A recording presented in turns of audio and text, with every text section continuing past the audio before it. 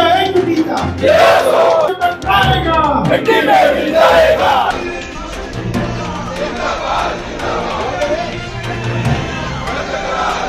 नहीं चलेगी, नहीं चलेगी, दादागिरी नहीं चलेगी,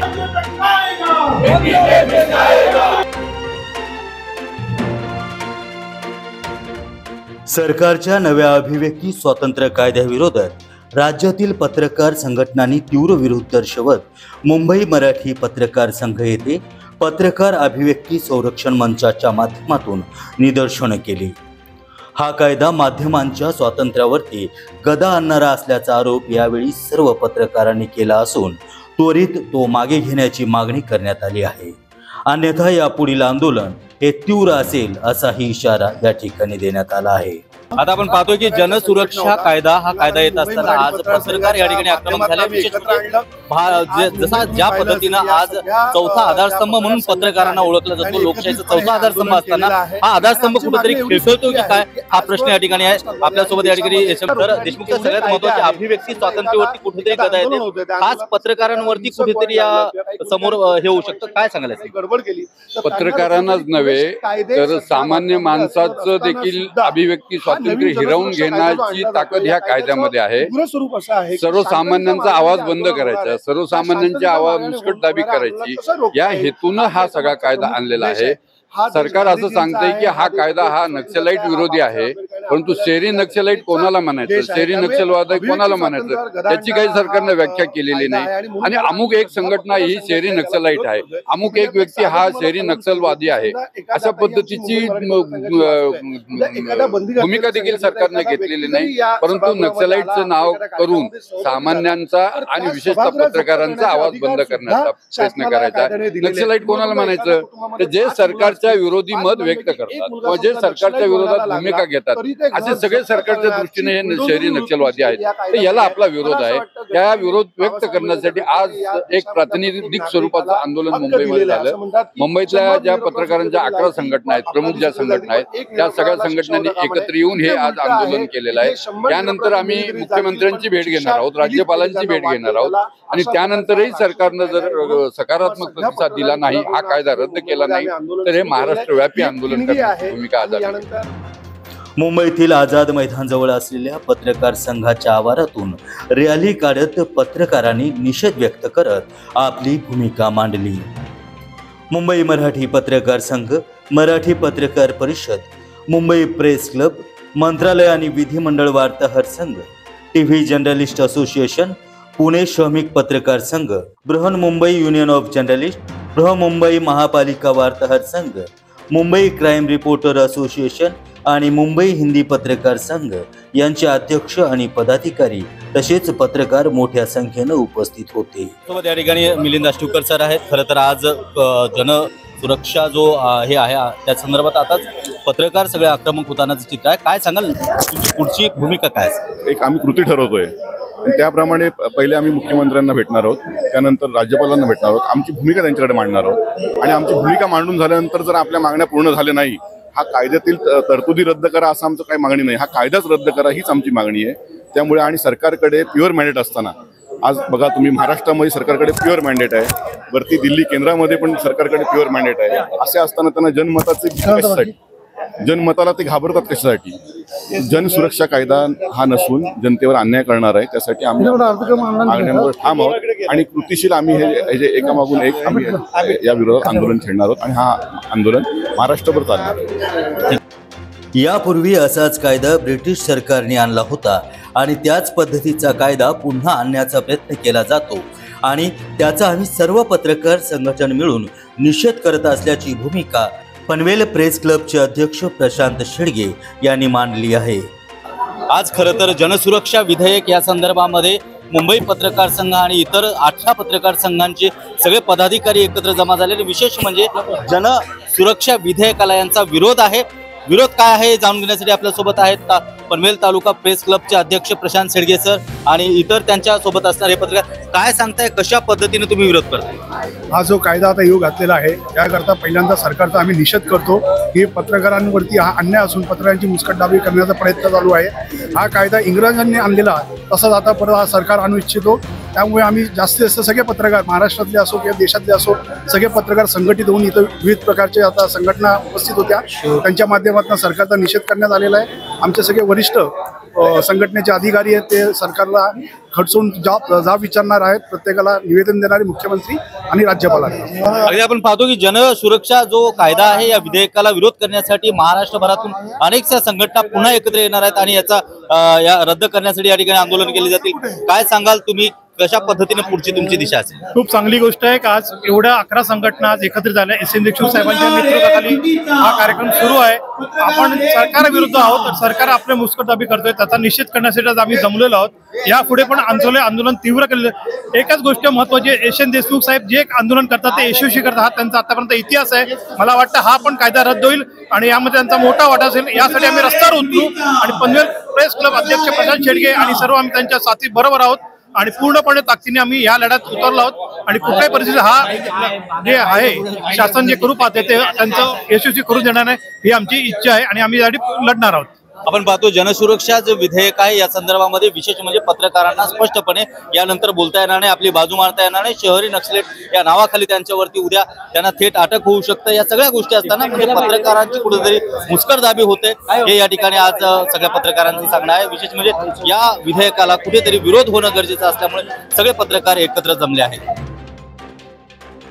पत्रकारांच्या स्वातंत्र्याची मुस्कटदाबी आम्हाला मान्य नाही असं सांगत मुंबई मराठी पत्रकार संघाचे अध्यक्ष संदीप चव्हाण म्हणाले की सरकारने अशी मनमानी करू नये.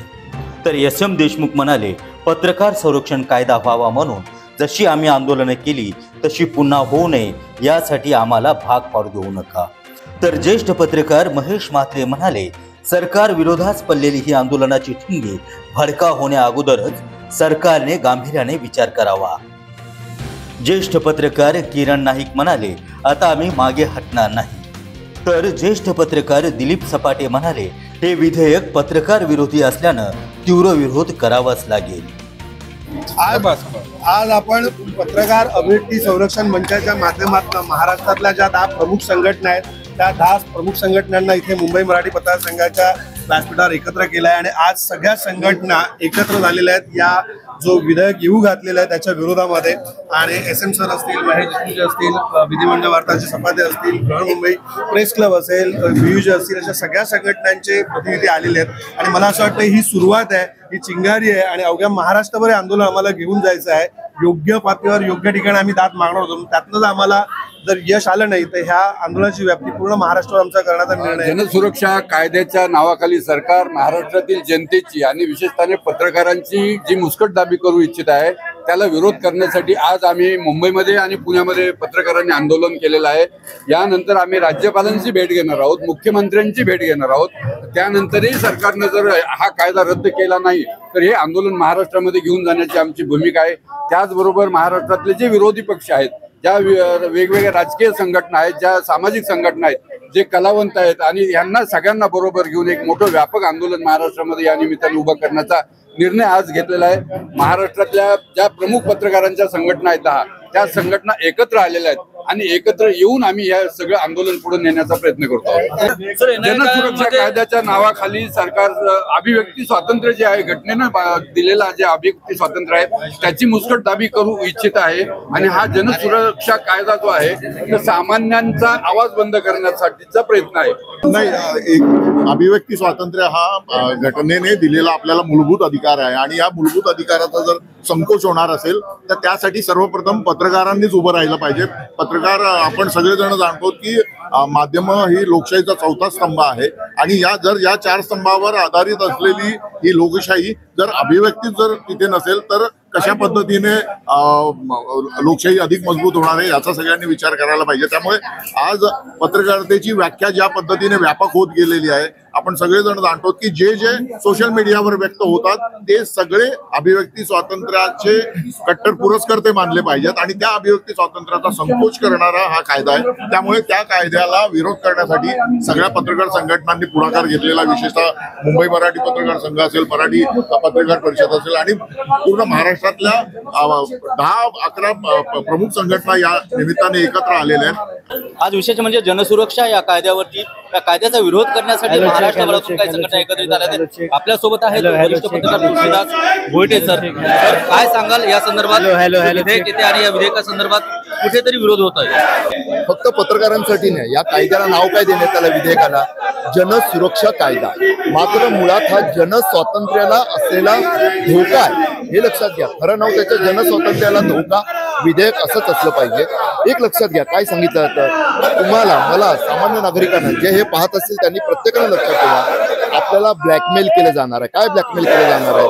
की हो नक्षलवादी, नक्षलवादाला, हिंसाचाराला पत्रकार म्हणूनच नाही, प्रत्येक सामान्य भारतीय नागरिकाचा विरोधच असणार आहे. त्यांचे सानुउदार असतील ते असतील, त्यांच्यावर तुम्ही कारवाई करा. मात्र जसा तुम्ही तुमच्या राजकारण्यांच्या भाषेत भगवा दहशतवाद, हिरवा दहशतवाद बोलता, तसा आमच्यासाठी नक्षलवाद हा लाल दहशतवाद आहे. त्याच्याबद्दल काडी मात्र पत्रकारांना सहानुभूती नाही. 1% पत्रकारही सहानुभूती ठेवणारे नसतील. मात्र त्या नक्षलवादाविरोधात कारवाईच्या नावाखाली एकीकडे तुम्ही काय सांगता की आमच्या राज्यात गेल्या 10 वर्षात नक्षलवाद कसा कमी झाला, तुमचेच आकडे सांगतात.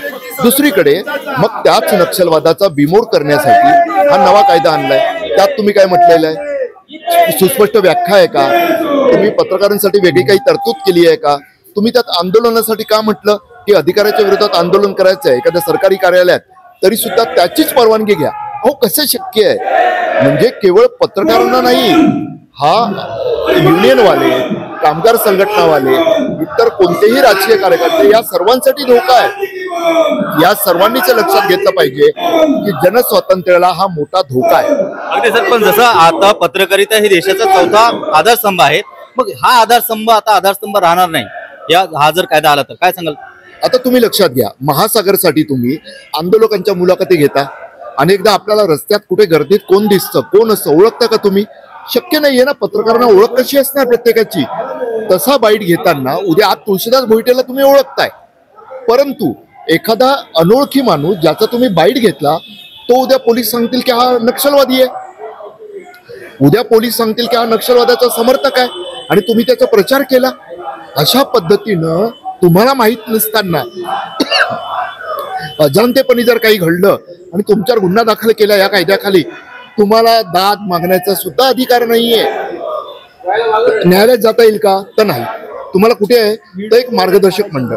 ते मार्गदर्शक मंडळ कोण ठरवणार आहे? तर सरकारच नेमणार आहे. आता विचार करा, सरकारनं केलेला कायदा, सरकारनं नेमलेलं मार्गदर्शक मंडळ, सरकारनं तुमच्यावर गुन्हा दाखल केला, कसं काय तुम्हाला न्याय मिळेल? म्हणजे काहीही न करता विनाकारण तुम्ही केवळ कोणाचा तरी बाईट घेतला, कोणाला तरी त्यात सहभागी केलं म्हणून तुमच्यावरच जर कारवाई झाली तर दाद मागायची कशी? संविधानानं दिलेल्या स्वातंत्र्यावर गदा आणणारा हा इंग्रजी शासनातल्या कायद्यासारखा कायदा आहे. हा कायदा पत्रकारांच्या हक्कांवरती घाला घालणारा आहे. जर तो लागू झाला तर पत्रकारांवरती अनेक निर्बंध येतील आणि सत्य बाहेर आणणं कठीण होईल. या कायद्यामुळे सरकारला कोणतीही बातमी राष्ट्रहिताविरोधी असल्याचं सांगून हटवण्याचा अधिकार मिळणार आहे. तसेच सोशल मीडिया आणि डिजिटल माध्यमावरती देखील बंधनं लादली जाण्याची शक्यता आहे, असं संदीप चव्हाण यांनी सांगितलं. यापूर्वीही पत्रकारांवरील नियंत्रण वाढवण्याच्या प्रयत्नांचा विरोध झाला होता. मात्र यावेळी पत्रकार संघटनांनी एकत्र येत सरकार विरोधात मोठं जनआंदोलन उभा करण्याचा निर्धार केला आहे. संघटनांनी स्पष्ट केले आहे की जर सरकारने कायदा मागे घेतला नाही तर देशव्यापी आंदोलन छेडलं जाईल. यासाठी सर्वोच्च न्यायालयात दाद मागण्याचाही विचार केला जात आहे. सरकारकडून अद्यापही या मागण्यांवरती अधिकृत प्रतिक्रिया आली नाही. मात्र विरोध वाढत असल्याने लवकरच काही स्पष्टीकरण मिळण्याची शक्यता दिसत आहे. ब्युरो रिपोर्ट, महासागर न्यूज.